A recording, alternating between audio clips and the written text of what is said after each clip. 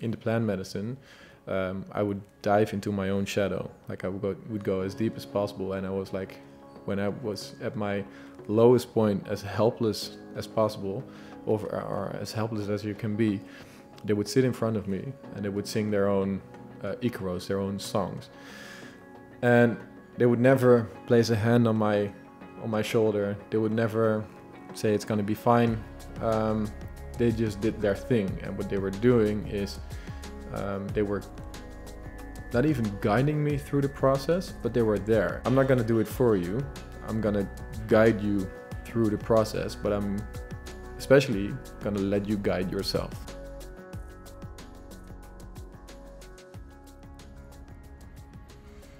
Hey guys, welcome to Systematic Mastery number 4. In this talk, I sit down with Dennis van Miltenburg. He is a good friend of mine and a holistic therapist, coach, and author. And he has created his own unique healing method called the Holistic Movement Method. He has written 1 book and is working on his 2nd right now as we speak. And during this talk, I try to uncover what motivates him and how this healing method works in practice, but also how we can use it in order to attain self-mastery. So without further ado, enjoy.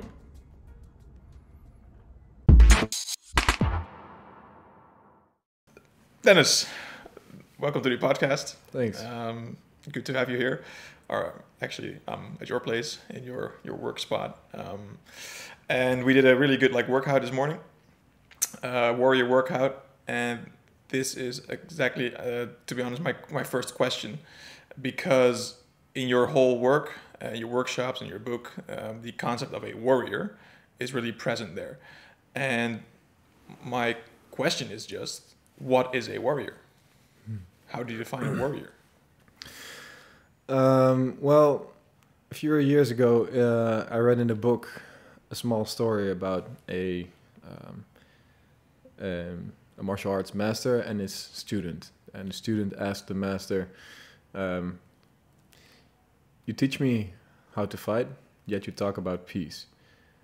And the master said, it's better to be a warrior in a garden than a gardener in a war. And that really hit me. And I've loved working out for a long time, but eventually it gets a bit dull. And I find it quite confronting to do martial art or confront myself in sparring or a fight. So I knew I needed to work on that. So what I see when it comes to physical training, your body is capable of mastering its own body weight, like calisthenics, but it's also capable of carrying heavier stuff and moving it around. And you're able to punch and kick and wrestle. And if you combine these 3, I feel that you get the most out of what your body is capable of doing. So I created into a method, Awaken the Warrior. But coming back to your question, what is a warrior is, to me, it's working on the physical body that it's able to defend itself, but usually it's a battle of the mind. I see. There are always inner struggles or inner wars inside of our own mind, and that's the one that you need to work on most.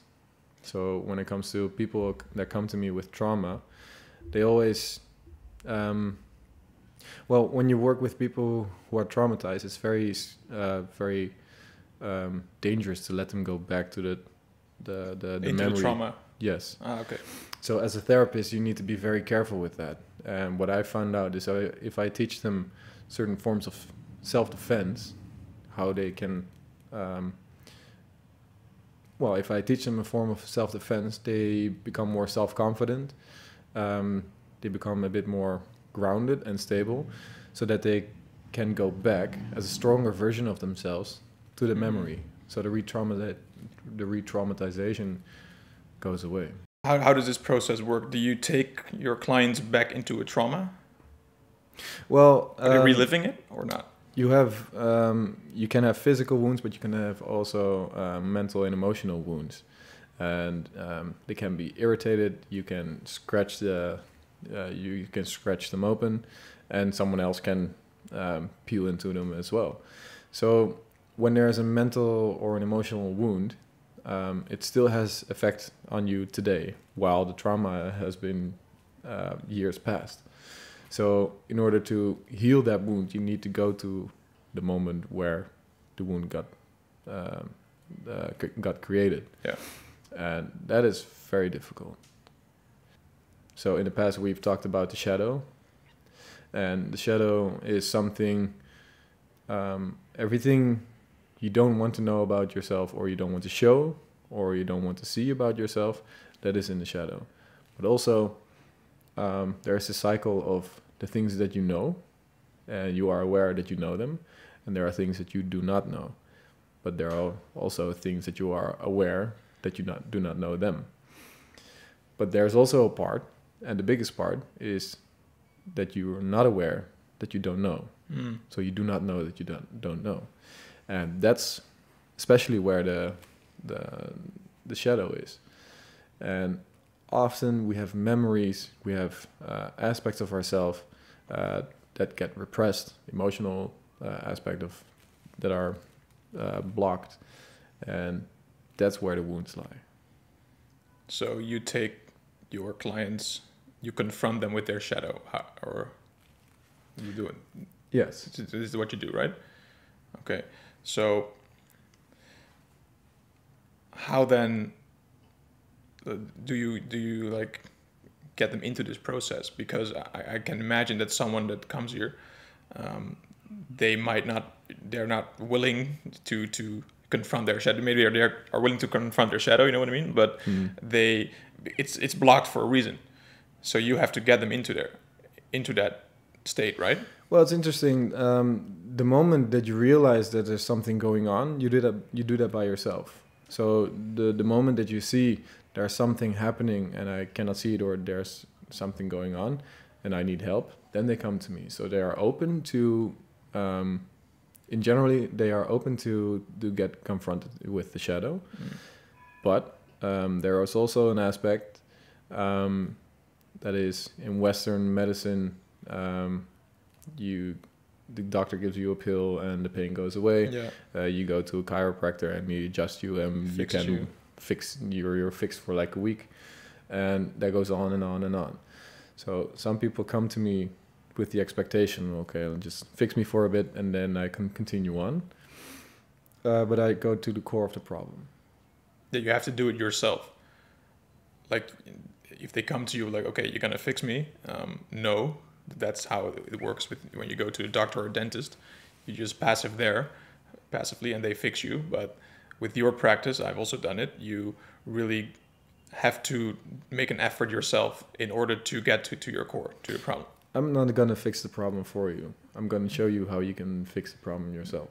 And I'm going to give you the tools how to do it. Yeah.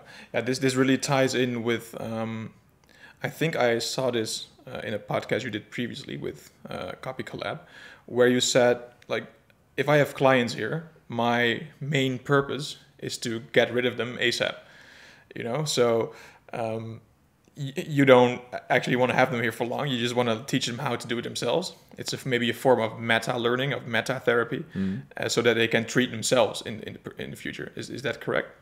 Yes. So, well, you actually kind of summed it up. So what happens is, well, actually, you just said it. Yeah. Okay. Cool. Nice. Yeah, I can do this too. Great. That's clear. But I think a lot of people, they have questions about what is holism, or what is the holistic movement method. Could you maybe elaborate a little bit of how your method looks like? Well, holistic might sound a bit spiritual, but it's actually, I'm going to look at you as a whole. So your body, your mind, and your emotions. So who you are has different aspects, and also where you come from has a lot of different aspects. So what it means is, if you have a problem, there are many things attached to that problem. And I don't look just at the symptoms, because we live in a society where we only treat the symptoms, but the symptom is there for a reason. So imagine you have a physical ailment or a physical wound. That is because, or it might be that you have an emotional or a mental wound, and it manifests inside of the body. And when that happens, we don't just go and treat the body, because the core of the problem won't go away. I want to know what is happening inside of you, what you have experienced in the past, and where did that problem start. So in that case, you go back into the shadow, you go back into the past, see where it comes from, and from there we fix it, and the body adapts to that. When you say I want to see where it comes from, I want to get back in there, how does that happen? Is it just by talking, or is it physical exercise? Like, how do you get there first? Well, it depends per individual, but in general, the holistic movement method is a physical moving method. So you have types of therapy where you work from the top down. So you work with the mind that creates that has an emotions, and then you feel something in the body. But what I do is I work from the bottom up, which means I initiate certain types of movement that can trigger emotions, and out of that you can get an insight. So I talk to you because I want to know what happened in your past, and from there I can make some links, connect some dots. But whatever you can say, I understand, but maybe you don't understand it yourself yet. But your body never lies. Your body always tells the truth. Yeah, but it can theoretically be the case that I am not aware of my own trauma, right? Because it's blocked. Yes. Do you have people that they come to, like, there's something wrong with me, I don't know what, please let's figure out what is it? Yes, exactly. And that's why I talk with them. Mm-hmm. And through talking, you can see where certain things are happening, because while we're in a conversation, the body reacts to it. And the body reacts usually when there's a blocked emotion. So you're talking about certain, like... And I'm constantly monitoring what the body is doing. Really? Sometimes the breath goes up, sometimes the muscles tense, sometimes they tend to look away or get... Yeah. So the body is an indicator of where the problem is. Exactly. So by talking, you it's kind of a test, and then you see, hey, here's the problem. Like we are talking about this subject right now, and there's a reaction. We have to dive into that area. Exactly. Really? Okay, cool. Yeah. For instance, there was once a girl. She came to me. She didn't really know why she was there, and so the conversation didn't necessarily go anywhere. So I said, like, okay, what are your core motives to do what you're doing, like in your purpose and in your goal? And she said, well, I want to experience this, and I want to make other people happy. And when she said that, I heard a crack in her voice, and I saw her eyes water a little bit. Mm-hmm. And then she continued on. I said, like, wait, why did what you just said? Why did it hurt you so much? And then she just started to cry as heavy as possible. And then the whole story came that she wasn't happy when she was younger, and her parents didn't love her as much, so she wanted to give people back what she didn't have herself. And then immediately after a while, we found out why she was here. That's interesting, because when you said that you see in someone when something is wrong, that's what you do also when we are talking. I can sense in you that you have like the ability to stop a conversation at one point and say, hey, hold on, wait on, and how is this affecting you, you know? Or just now we were having some lunch, and we were talking about some of my emotional, relational, issues. And at one point you just said, stop. What is your role in this? And I was like, whoa, because my intuitive mode, my flow state was already like beyond that. But you helped me to realize that. Yeah. So that's That's very interesting to have that ability to stop a conversation like that and to recognize that. Yeah, there are some points that we want to go skip very fast, while there's like a massive treasure there to learn. And we usually skip over it because it hurts or it's painful or we do not want to look at ourselves. But if we go there and we stop for a second and really listen what our body is trying to tell us, and what kind of emotions are there, that's the moment where you can learn the most. Yeah. And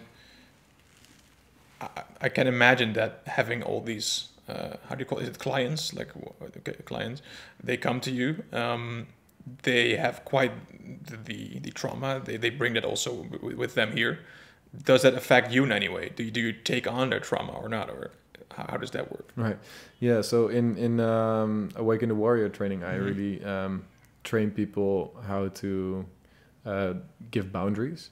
So when someone goes too far or not, and it's very necessary for me to keep my own boundaries. If I take over all the emotions and all the pain that and all the stories that are here, I cannot do my work. So one of the things I learned is if I sit here and you have a breakdown of you, or you experience heavy traumas, or you wish to commit suicide, which those people I've had as well, I really have to stay here and say, oh, this is not my problem. And if I stay by myself, from there, I can help you. And that's also, actually, Abraham Lincoln once said, if you want to help the poor, don't become one of them. And what he meant was, they don't need company, but they need leadership. So if I'm going to go into your emotion and we're going to feel it together, then we won't get anywhere. I see. But isn't this for you, because I know you and you also shared in the workshop as well, Awaken the Warrior, that it's your natural state to take on everyone's problems? Exactly. So is this not for you an immense challenge to sit here and to hear all these problems and then... Not really. Really? Okay. No, because this feels as work, and that's my duty and that's my mission. When someone in my personal life comes close to me, then it is a different story and it's a bigger challenge for me. Okay. But in my work, it's relatively easier. Yeah. Okay. Because I recognize in a sense what you said about you want to take on everyone's emotional problems. I have that a little bit with their actual, like, rational problems. I want to set up their business and everything. I want to do everything for them. But that basically it's taking a lot of my own energy. So I was thinking, like, for you, it must be so hard to sit here all day and to work actually with people that have intense trauma, and then just to say, no, it's not my problem, because that's literally what you say. Yes, and it's actually, and it's the same if we go back. I'm not the one who's helping them or healing them. I'm the one who is showing them how to do it themselves. So in your case, perhaps it's like teach men how to fish, or you're going to fish for them, right? So I'm going to show how you can heal yourself and how you can fix yourself, how you can fix your own problems. Hence, I want to get rid of you as soon as possible, because, and I don't let you go if all the aspects of your life have been fixed. So 3 months, 6 months max, I work with people, and then, but usually just 10 sessions is enough so that all aspects of their lives are fixed, and then they have the tools to do it for the rest of their lives themselves. 10 1-hour sessions? Yes. That's usually all you need? In general, yes. Really? Okay. Yeah. That sounds depends on the level of intensity of the problem. Okay. So you give them a clear guidance, or like maybe a roadmap for, okay, this is how you can do it. Maybe even like a manual for, like, this is how you work, and this is how you can overcome your own problems. Yes. See it as a manual, I guess. Yeah. Nice. Cool. Okay. So I think I have a clear picture of what the method is itself, like how you work. But I'm more curious to see, why are you doing this? What brought you here in your life? you know, like this is a path you walk right now, and I can't imagine it's not something that everyone does. It's very rare. Right. How did you get here? Well, I guess it's just my life path. I actually once read a book where it's or he got the question at the end of the book, like, how long did it take to write this book? And he said 1.5 years. But in general, my whole life. So my whole life story adds up to where I am now and what I'm doing.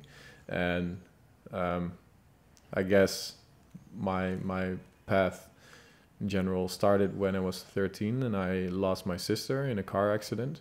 And that trauma and the mourning, really got me on a different path. So I, at a fairly early age, I was busy with life and death, happiness. What is there after this life? And people like adults were telling me what to do and where to go and how to live life, while I saw to them like, you're not even happy. You don't seem even wise. So what are you talking about? And why am I not happy? So for years I was in this unhappy place, whilst I was doing so much research about death, life, spirituality, and all these things, because I wanted to know what happened and what am I feeling. In the meantime, when I was 16, I started to work out, and the working out was the first thing that helped me express the physical tension that I felt and express my emotion. And I wanted to know why. So I was wondering, why do I feel happier when I work out mentally, emotionally, and physically? I feel better. So I started to do a lot of research, and in the meantime, in my 20s, I was traveling a lot. So I went to different countries. I went to Asia to see how they look at life, but also how they treat illnesses and how they heal people. So I looked at Eastern medicine. I also did a lot of shamanism. So I went to South Africa and the Amazon, and I did a lot of shamanic ceremonies there. I went to South Africa to see the indigenous there. So I went to a lot of different places to see how they would heal problems, how they would fix problems. And I took all of it and tried to put it in the most systematic and pragmatic way, backed up by scientific research. So the main goal was actually to heal myself first. Yeah. As I said before to you, is I won't let you walk a path that I have not walked myself. So in a certain archetype, you can call it the wounded healer. And the wounded healer is someone who has healed his own wounds first and then is able to help someone else. Yeah, I was about to say that, because there's a lot in there, of course, and I want to unpack that. But I think the most interesting part is that you are basically teaching people what you did yourself. You literally traveled the world in order to get the best theories, healing methods of all cultures. You combine it into your own, and that's how you fix yourself and how you also fix others, and you teach them also to do that. You give them the tools to do that. So that, I think, it's really powerful.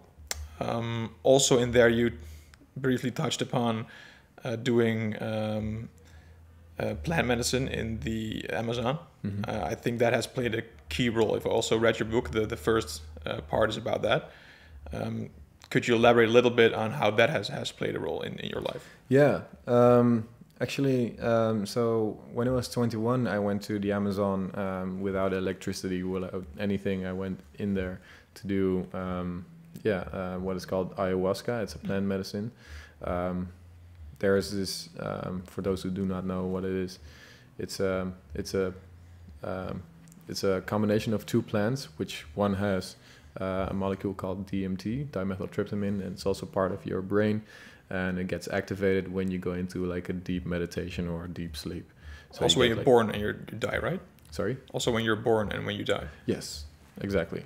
And when I did that that was actually the first moment when I would really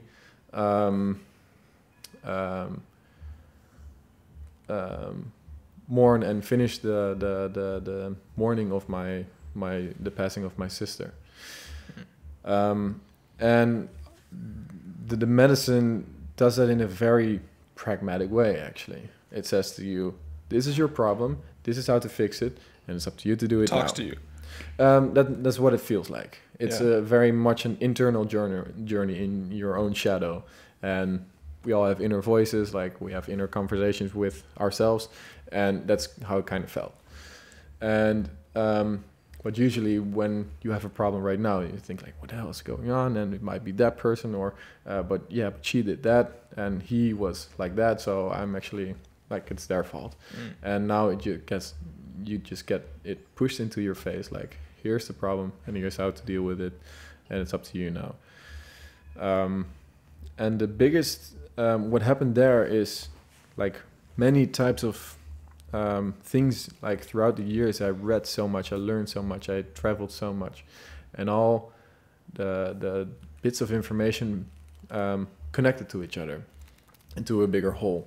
And that's how I created my holistic movement method, from all these different aspects, from the Eastern medicine, the Western medicine, the healing aspects of many different types, other scientific research, they all came together.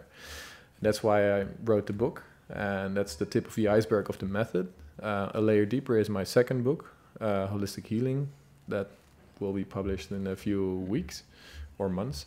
And then the course that I give, that's the whole, actually. Okay. And what I learned, the biggest thing that I learned in the Amazon was the work from the shamans.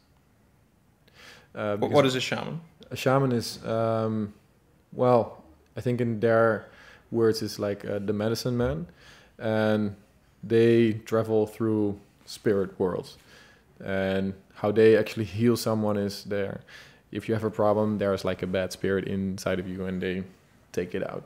But I didn't experience it as that, because when I was into plant medicine, I would dive into my own shadow. Like, I would go as deep as possible, and I was like, when I was at my lowest point, as helpless as possible, or as helpless as you can be, they would sit in front of me and they would sing their own Icaros, their own songs, and they would never place a hand on my shoulder. They would never say it's going to be fine. They just did their thing, and what they were doing is they were not even guiding me through the process, but they were there, and they were actually showing me, or their energy was emanating, that I was able to guide myself. And that was the biggest lesson that I learned, that I don't need anyone. I can help myself. And that's actually what I'm doing with my clients. I'm not going to do it for you. I'm going to guide you through the process, but I'm especially going to let you guide yourself. Yeah. So in essence, you're a shaman. Perhaps you could say it like that. Okay. Yeah. Cool. When you told that story, that resonated with me, because I was thinking about an experience we had together. We went to a year back to a mushroom ceremony together. With a shaman, yeah. With a shaman from, I think, Colombia, that it was. I don't remember, no. I remember very vividly the experience, because at one point we were taking the mushroom, and I was so far out. I was completely in another dimension, and I truly had this higher intelligence, communicating with me. And like you just said, like, you get the answer, and it was so clear, like, hey, you have to do this, and this is how to do it. And it could be yourself, your inner world, it could be in higher intelligence, whatever you want to call it. But that experience really changed also my whole paradigm and perspective on life. And what I also remember in there was in the peak of the experience, that I was looking besides me, and there you were without a t-shirt, you know, digging and, you know, doing stretching and doing all kind of movements. And I think in many ways that was one of the first experience I had with the holistic movement method, because then I said, yo, dude, what you're doing? And you're like, come on, I will stretch you. And you were stretching me. And I felt so much relief. And like if there was something leaving my body, so to speak. And yeah, that was amazing. So thank you for that. But You're welcome. Yeah, it gave me an insight into how much this actually the also the body is a key pillar into healing like trauma. Well, it's good that you say that, because what I did back then at the ceremony was opening up my body. Like I said, I work from the bottom up. So the physical movement initiates an emotion and a mental aspect. And whatever is stuck in the body when it comes to tension and whatever, it can be released from the body, and then something mentally or emotionally can come up. And when it comes to like the shadow aspect of ourselves, we tend to repress certain thoughts or certain emotions and whatever is down there. But whatever we repress tends to come back, and tends to come back out of the surface, towards the surface. And it does that by giving you physical symptoms. So when you focus a bit more on the body, and especially in these type of ceremonies, I remember I was shaking and trembling, and we spoke about catharsis, what I tend to initiate voluntarily. I did that there involuntarily. So sometimes I was shaking and shivering, and the body just needed to release that. And that comes from the aspect of what you see in the animal kingdom. So when a lion chases a gazelle, the gazelle was first grazing grass, and then it goes into the fight or flight mode because it's in danger. So you have the gut brain, the instinct, who says you need to run now. So the system will say, forget digesting your food, you need to go now. So all the energy goes towards the muscles, and the gazelle needs to run as fast as possible. And when the fear is gone and the gazelle is safe again, it will shake and it will shiver to release the tension of that moment of fear. And after that, it can continue on and go about its day. But if it will hold on to that tension, it will have a messed up day and a messed up life. And animals are able to release that, but we don't. Well, we do, but we forgot shake that. it up. Because, yeah, exactly. Because our intellect is so developed that it can ignore the physical Okay. It suppresses needs. those needs. Exactly. Okay. And what I tend to do in my work, because I've had many people who had physical symptoms and diseases and many of these things, is because they repress whatever instinctive needs the body has. Yeah, I was thinking about this like on the way here, because what I really enjoy to do, like I even need to do, is to go to events like ecstatic dancing, or even psytrance, hardstyle, hardcore parties, where the dancing is so active, it's so intense, you have to give it your all. But I afterwards always feel like so much of a relief, you know, like if I needed it from a therapeutical perspective, if I actually needed to get rid of this energy.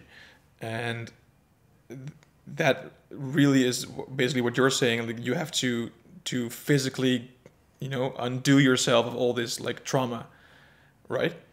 Yes, exactly. In one of the workshops you went to, I have this exercise called improvisation, and it's kind of like dance-like, but it's also during the dance you want to see what your body wants to do if it wants to move, and that's the way how to let the body release whatever tension is there.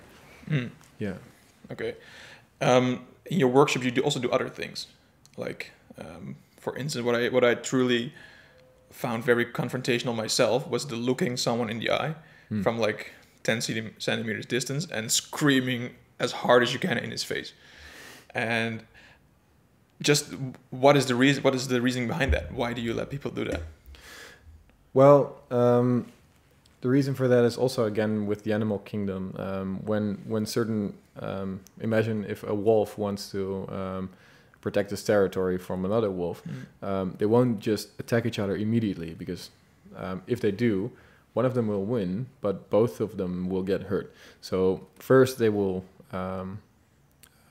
look at a distance to kind of like feel the tension. Then they get closer, and then they will bark or growl or whatever they need to do. There are certain stages before they will go into the physical fight, and that's biologically logical also. And what I find in my practice with my clients is that a lot of people have very much difficulty setting boundaries and saying no. What happens is, if I'm afraid of conflict and you say something confronting, I would immediately say, okay, you're right, while I think completely different. So I'm not able to tell my truth. I'm not able to say what I want to say, and I'm afraid of the confrontation. So what happens then is I suppress a lot of authenticity and self-expression. So what I discovered is, if you stand in front of someone and you dare to scream, or you dare to yell no, or you dare to push someone away, then it's easier to go into a confrontation with someone and at least say what your opinion is, or say no when you really want to say no. So basically you are training them to be more disagreeable, right? Yes, because being agreeable, constantly agreeable, people tend to walk over you. And a lot of my clients who have physical symptoms or have certain problems, they don't know they're too agreeable. And being naive in this society is not a very good idea. Yeah, this reminds me of something what Jordan Peterson always says, that in his practice he trains people to be less agreeable. That's one of the key points he focuses on. Because exactly what you just said, like if you're too agreeable, then people walk over you, and you cannot like defend yourself on any level, basically. So that's a key tool to train that. Just exactly. So in a way, I think what he also says is, well, at least Carl Jung says, like, integrate your inner monster. So inside of your shadow, you have that aspect where you are able to yell at someone or hurt someone or be a bad person, and obviously we put that away, but repressing is not as good as controlling it. So it's better to integrate that part. So if you feel angry, then express it. Express it on a pillow, express it, but you don't have the right to hurt someone else. That is true. But if it's there, it needs to go out. And if you suppress that, that can create a lot of problems. Yeah, I think, of course, Peterson and Jung, they are very aligned with the whole archetype and shadow theories. But also, Peterson says that, like, you have to be a monster, but be able to contain it. And I was wondering just now, like, you work a lot, of course, with the shadow. Is it your goal to eliminate the shadow or to live with the shadow? Well, we all want to be happy, and we all want to be stay positive. And what I tend to find is more balance. So the Taoists say you have like the positive and the negative, the light and the dark. And it's not the best to stand in one spot, but like one leg in the light and one leg in the dark. The same if you imagine a room at one corner of the room you have a candle, and you stand in the middle. So behind you there's a shadow emanating. But if you walk towards the light, the shadow behind you becomes bigger. So for me, to integrate the shadow is to become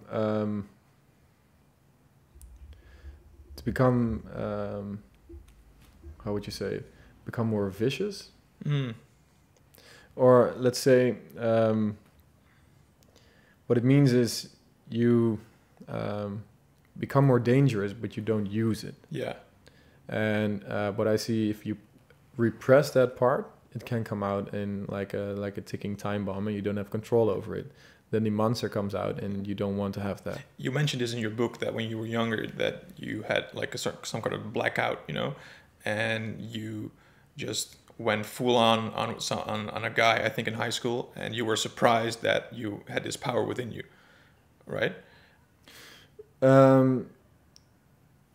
Right. Yeah. I remember there was this party. Yeah, and me and my friends were just partying. We were having a good time, and someone bumped into me while there was no one around me, and he immediately said, like, "What are you doing?" I was like, well, "What are you doing?" And I immediately got punched, and it was the first real fight that I had, and I never really got punched that way. And all my friends were very shocked because no one really knew what to do. But for me, I had a blackout, and when I came back, he was like hunched over, and I was like angrily punching his back because it was hunched forward. Then two of his friends came, and I didn't necessarily win. But I was very afraid of that aspect of me, that I got this blackout, because there was a few years after the passing away of my sister, and all this anger, this inner anger and frustration of losing someone out of nowhere, like being mad at life to do such a thing. That guy triggered it inside of me, and he initiated the fight, but he received that. And it was very scary for me. Is this also why you train martial arts too? Yes, because in Krav Maga especially, it's Israeli and self-defense. They teach you, and that's what I teach my clients as well, to first try to prevent a fight as good as possible. Like have three or four strong boundaries in order to prevent a physical contact. But when it gets there, you can build up a certain energy to take someone down and then bring it back down in order to help that person. That's the whole goal of it. I think this ties into what also Jocko Willink is saying, that the best strategy in a fight is to run. It's the first you do. You just avoid first and only use it when you absolutely need to, when you're forced to use that strength. Yeah. And this is also, I think, the case with the shadow, you know, just control the monster, control that part of yourself, integrate it. It's impossible maybe to delete it or to remove it from your being, but to have it in there and to be able to recognize when it comes up. Yeah. Good. Okay, I think we have a clear picture right now, like what the method is, how you got here. But I'm more curious, to be honest, about what kind of people do you treat? Like, what kind of people are those? Do you have a specific target audience, or who comes to you? The aspect of holistic means I work on all aspects of who you are. So I work with the body, I work with the mind, I work with the emotions. But I also, like in your life as general, I work with relationships, business, leadership, but also family aspects. So there are the holistic aspects. Actually explains I don't have a specific expertise towards one point. So I have many different clients. Some have physical illnesses. Some have depression. Some have blocked emotions. Some were suicidal and are still here. So it's a wide variety of the people that can come to me. Sometimes I have fixed marriages, but I also healed people's chronic pain.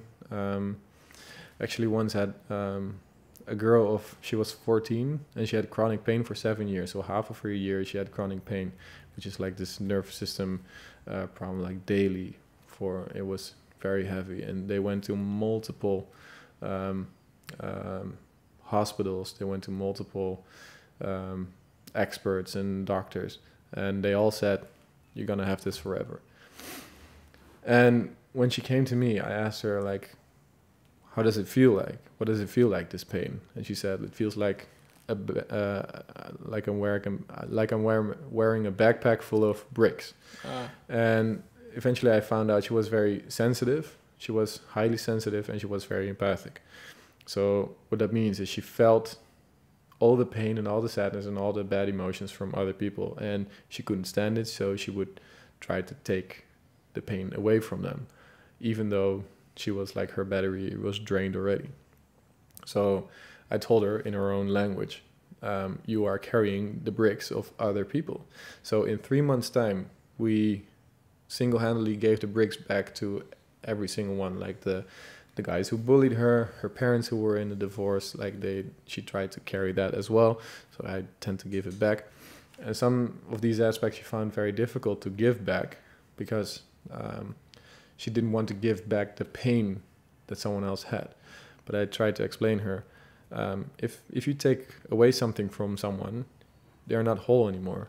And their pain is a teacher. It's like a pain teacher. And if you take away the pain, they cannot learn something. So in order to give it back, they can grow. Otherwise, they can't. Just like this pain is teaching you something now. To get your own boundary and not take it over.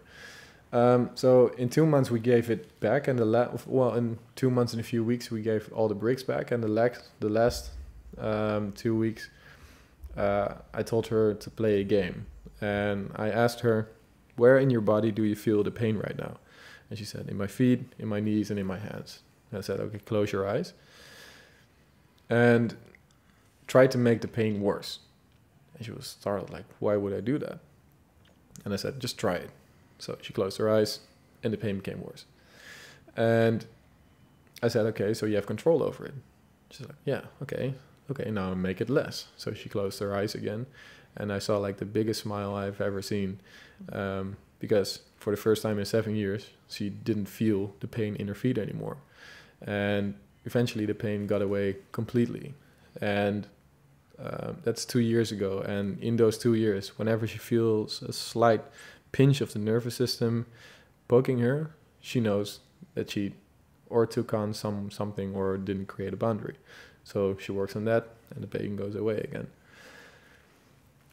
I also have wow, by the way, the like doctor said it wasn't treatable. No, they couldn't like fix that. No, and you fixed that within 3 months. 3 months. Yeah. Wow. That's why I want to look at a whole, like what is happening inside of you, because the body is telling you something. You just need to listen. And another example is a client of mine who couldn't come to my practice room because she wasn't able to walk. She had a hernia, and she couldn't get off the couch. So I went to her and I let her lay down on the floor on her back. And there are certain minor movements that you're able to make in order to train the tiny muscles to help fix the hernia. And I did that, and by talking to her, I got her into a form of catharsis, which is the shaking. Yeah. And when she started to shake, her legs would start to make this minor movement that looked like running. And I said, continue to run, continue to flee. And it became worse and worse and worse. And that catharsis took 15 minutes or something. She was running for 15 minutes. And when it went down, she shared a memory that she forgot, which is she had to run away from her father. Her parents were divorced, and her father was chasing her because he was angry or something. And that memory was stuck so much that she had to flee from her father that, first of all, she repressed that. And she was a mother now for like 30 years. She had that same cycle over and over again, that she felt that she had to run away from a situation, from a person, from whatever it might be, and she didn't do that. So she repressed the instinctive behavior we talked about in the earlier. So the muscles became so tense that it created like pressure on the discs, and it created a hernia. And after this session, all the tension from that aspect was gone. So the hernia that she had for months already was healed in a few weeks. Yeah. Really? That sounds amazing. That sounds almost unbelievable. Yeah, and that's why I guess I don't take anything home. That's good. Yeah. Do you get a lot of like critique from more the scientific Western mindset, like, hey, what you do has not been proven, or it's woo woo? Well, I do, like, part of my method is scientific research. I don't improvise. I'm quite pragmatic, and what I do works. Yeah, because I've read your book, and chapter after chapter, you are, citing studies and research and papers. So I think you read a lot, and you take this knowledge into your practice. It's not that you're just doing anything like that God sends you or something. It's actually based on evidence, right? Yes, it's when I was traveling around the world, there were some alternative medicines, obviously, and the ones that worked most were not. I was not able to back up by science, but it worked. Placebo effect, maybe. No, Okay. it just goes deeper. Like it works on like deeper layers that we do not understand yet. I mean, like 100 years ago, we didn't understand certain things that we can now back up by science. So perhaps like in the future we can back it up, or who knows. Although the Eastern medicine is quite a system, and they back it up quite well. So there are things that you can back up, and there are systems that you really cannot. But I try to combine them as much as possible, that it's fairly understandable with as much research as possible. So it becomes quite pragmatic. Yeah. Okay, got it. Okay, so I think the what and the why and also the how have been answered. From the perspective of this podcast, also, as my podcast, Systematic Mastery, we want to create systems in order to better ourselves, improve ourselves, work on ourselves. This really is in line with that kind of mindset. I can imagine that someone who hears this for the first time, they are maybe intrigued by, okay, this is new for me. This sounds really interesting. How could they start with this? Can they like do small things to implement this approach into their lives, or do they have to come to a session to you first? Is there a course? How does this work? Well, when my second book is finished, there are 2 books to read: Holistische Reis and Holistisch Helen. It's in Dutch for now. And I have a course that shows you the whole system that I use. And I also give workshops of Awaken the Warrior. I'm going to give trainings to that. So they all fit in the same method, obviously. But the books show you how to look inside of yourself. So it's connecting the dots and seeing where certain problems come from. And you can do this yourself, but it's always better to have like this interaction, because healing finds place more when there's an interaction. It's even very best that if you have a problem, that you can heal it with the person who you had a problem with. But we are here now, so we can talk about whatever is happens in your life. So yeah, there's a lot of research.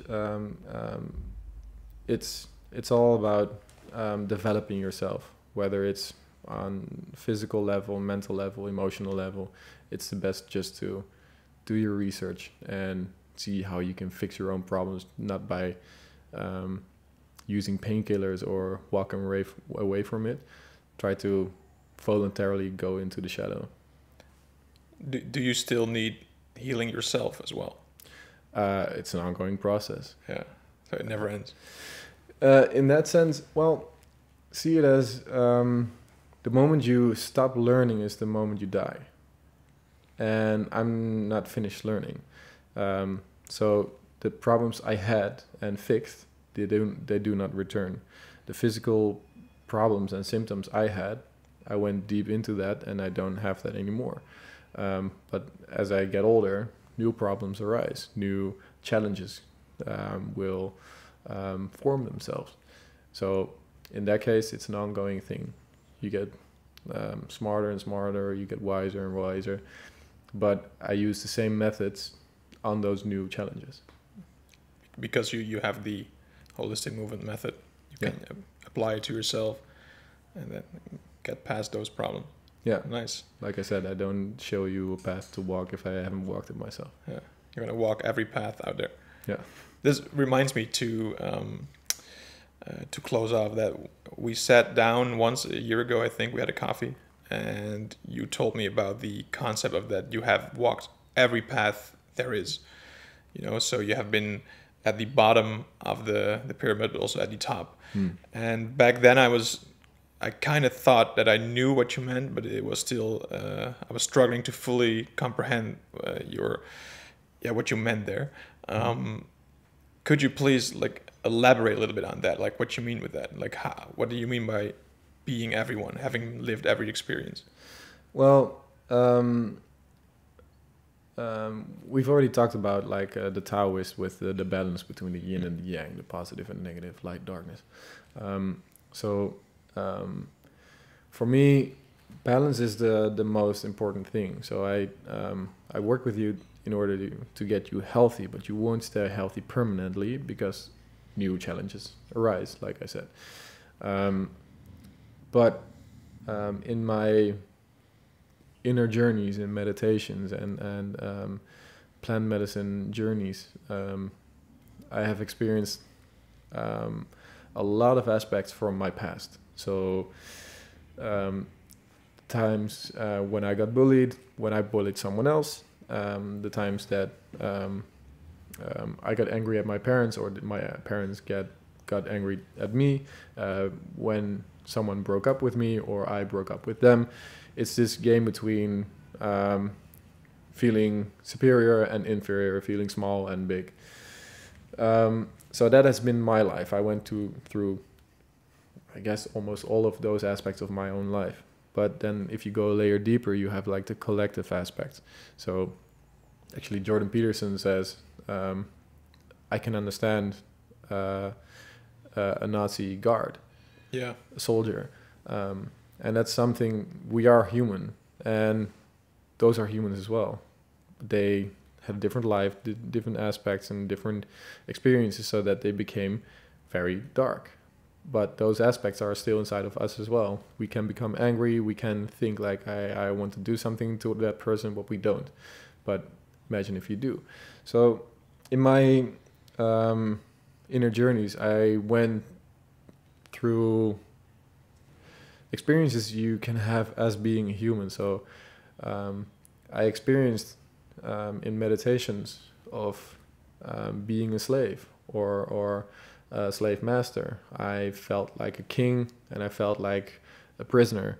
I experienced that I beat someone up, or also I was beaten up. I tortured someone or I was tortured. All these things, I experienced those extreme opposites. And as I said, I don't necessarily think I experienced all of what you can experience, definitely not.